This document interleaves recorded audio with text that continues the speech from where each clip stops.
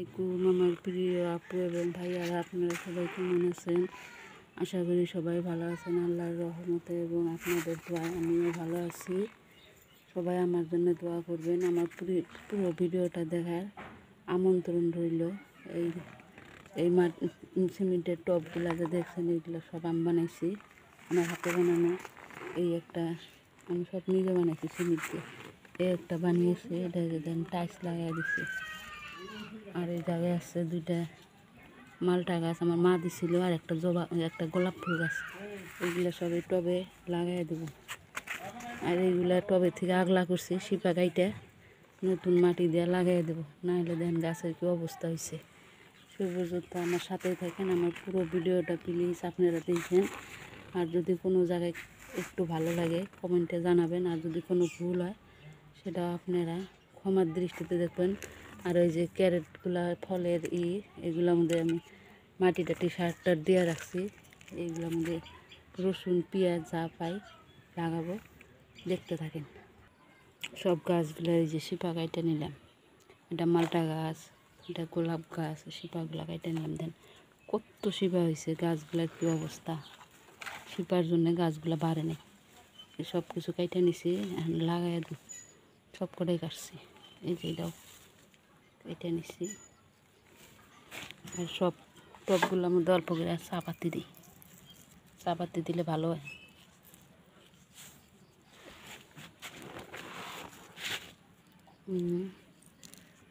চাপাতি দিলাম। এখানে যে ফুলের টব পয়ম কাটা বানাইছি, এগুলো ধুয়ে নিয়ে আসি। টব কাটা ধুয়ে যে রোদ্রে অল্প শুকাই দিলাম। এগুলো শুকায় আমি অন্য গাছগুলো লাগাইতে থাকি সিমেন্টের টবে। এই টবে আর এই টবে দুইটা মালটা গাছ লাগাবো। এই যে এই মালটা গাছ দুটো এই জায়গায় লাগিয়ে দেবো। আর এই গোলাপের চারাটা কেটে দেবো, দেখতে থাকেন। এই যে গাছ তিনটা লাগাই দিলাম। এখানে যে টবটার মধ্যে একটা ফুল গাছ আছে, এই যে কিবা ফুল গাছ, এটা বাড়ির থেকে আনছিলাম। এই গাছটা লাগাই দিই। এই যে সব কিছু গাছ লাগানো হয়ে গেছে। এখন এই গাছগুলোর মধ্যে বৃষ্টির জল দিয়ে দিব। আর এই যে রাত্রের বেলা কয়েকটা বেগুনের বিচি আর লাউয়ের বিচি ভিজিয়ে রাখছি, এগুলো এখন চারা বসিয়ে দেব। এই যে বৃষ্টির জল আমি এইভাবে ড্রামে ধরে রাখি। বৃষ্টির জল নাই, দেখেন বৃষ্টির জল দিলে গাছ মরে না। এই যে দিয়ে দিচ্ছি গাছের গোড়া, গাছগুলো তাই মরবো না। সব বেগুনের বিচি আর ভেন্ডির বিচি এগুলো বালুদা মাখিয়ে নিলাম। আর এই যে লাউয়ের বিচিগুলা এই জায়গায় চারা দিব, চারা বসিয়ে দিই। এই একটা গ্যাসের ট্যাঙ্কি ছিল ছোটো, আমি পয়সা জমাইছিলাম, সেটা ভেঙে গেছে। এখন এটার মধ্যেও কটা গাছ কি আর কি লাউয়ের বিচি চারা দেবো। দেন কীভাবে দিই, এভাবে দিয়ে তারপরে এই ছিদ্রটা বন্ধ করে দিলাম। এটা তো দেবো, ওই যে এই দিক দিয়ে টাকা ঢুকাইছি, এই জায়গায় একটা অল্প ছিদ্র বন্ধ করে দিই। বন্ধ হচ্ছে না ভালোভাবে, ঠিক মতো দিতে হবে। আর একটা পাথর দিই, দিয়ে এইভাবে বন্ধ করে দেবো, দিয়ে এই জায়গায় মাটি দেবো, তাই থাকবো।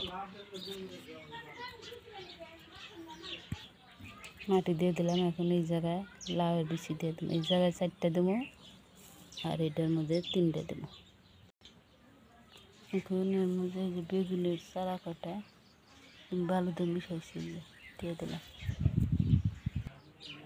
এই গাছগুলোর গোড়া দিয়ে জায়গা আছে, এখনো ধরেন গাছ বাড়ে নাই। এই জায়গায় দিয়েও বাগুনের বিচি কিছু লাগাই দিয়ে চারা হলে তুলে নিই। বেগুনের বিচিগুলা দিয়ে দিলাম, এটার মধ্যে দিছি। এর মধ্যে মাটি দিয়ে দিই।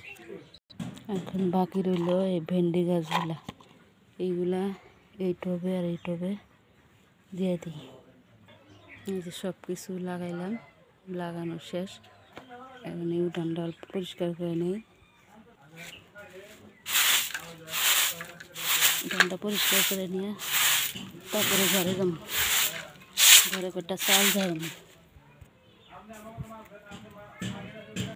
এখন এই সবজির খোসা কটা এর মধ্যে দিয়ে দেবো। দিয়ে তারপরে এই মাটি কয়টা এর উপর দিয়ে এই রসুন লাগাই দেব। এই যে ফুটা করে নিছি, এখন এই যে এইভাবে রসুনগুলো লাগাই দেব। এখন চলে আসলাম এই চাউল কয়টা ছেড়ে ভিজিয়ে রাখবো। এখন এই চাল কয়টা ভিজিয়ে রেখে গা ধুতে যাব। তারপরে ভিজানোর পরে রাত্রেবেলা মিক্সারে গুঁড়া করে রেখে দেবো, সকালে রোদ্রে দেব। তার মানে বড়া টড়া পকোড়া টুকরা খাওয়ার সময় চালের গুঁড়াটা হলে ভালো হয়।